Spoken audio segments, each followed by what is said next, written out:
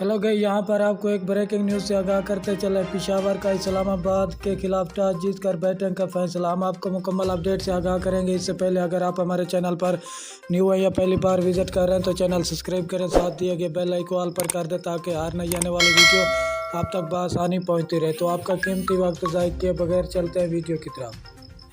Pakistan super league PSL 7 के play of मरहले के मैच में पेशावर ज़ल्मी की इस्लामाबाद यूनाइटेड के खिलाफ बैटिंग जारी है। लाहौर के कज़ाफ़ी स्टेडियम में खेले जा रहे मैच में पेशावर ज़ल्मी ने इस्लामाबाद यूनाइटेड के खिलाफ टॉस जीतकर बैटिंग का फैसला किया। पेशावर ज़ल्मी के कप्तान वहाब रियाज का कहना था कि कोशिश करेंगे, 170 से ज़्यादा हदफ देंगे।